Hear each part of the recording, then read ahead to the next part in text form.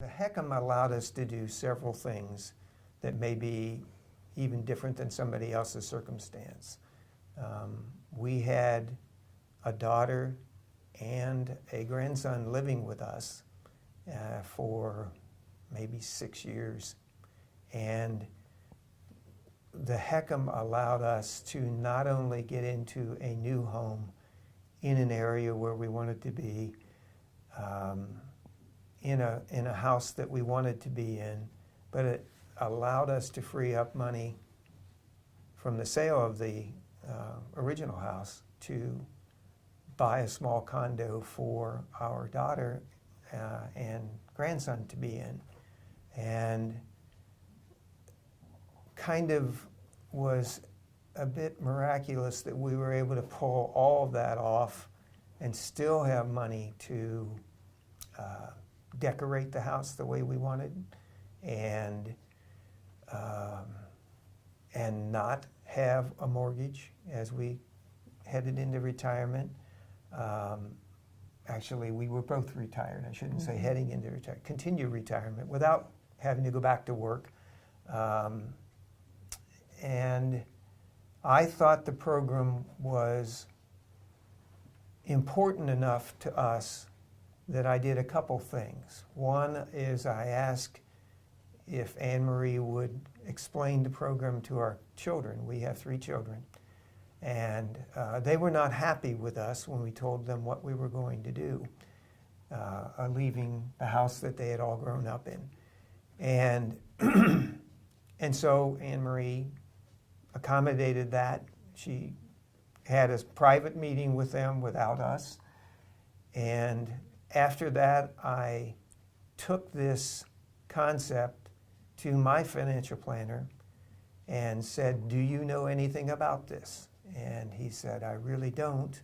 And so once again, Anne Marie accommodated him having a private session with her to explain the program.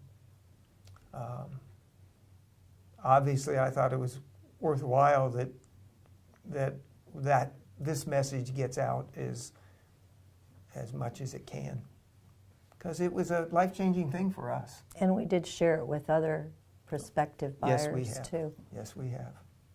It's opened up a lot of opportunities for us, and the biggest thing is we've lived in our community for 50 years almost, well, more than 50 years. Yeah.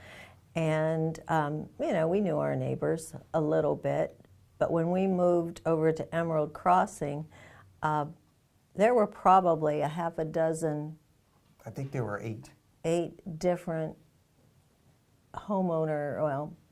couples who moved in, who we had had some connection with in town for many years. And so now there's probably more, I think there's more socialization back and forth, so much different than we've ever had in our old neighborhood.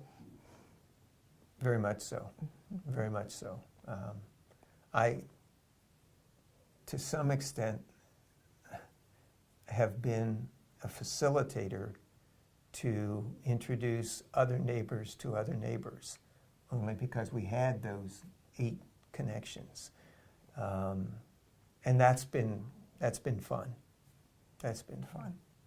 The advice that I give to someone who's on the fence about HECM is nothing has gone differently than what we were told would happen with the HECM process. I think one thing that I would share with people is that you have to understand that the HECM process will not be completed until you can get an occupancy permit from or through the builder. That seems like it's a little bit different and strange from any other mortgage that they might have taken out over time. And it makes you wonder, is this really going to happen at the end? But yes, it does. It happens just the way Anne Marie said it would. Again, it has, everything that I was told was going to happen, happened.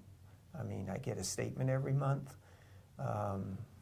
whether you knew that or not, a statement every month that says where the loan is, how much it has gone, what the increase has been. And once again, has not been any surprises whatsoever. The only change that I didn't realize or forgot would happen was that the loan processor, I don't know if that's the right terminology or not, changed from when it closed to where it is right now. A different entity is sending the monthly statements. Not a big deal, but it is what it is. It comes and you get it every month, and I haven't had a situation where I've had to make a call or anything of that nature. So from the service side, there hasn't been any need to.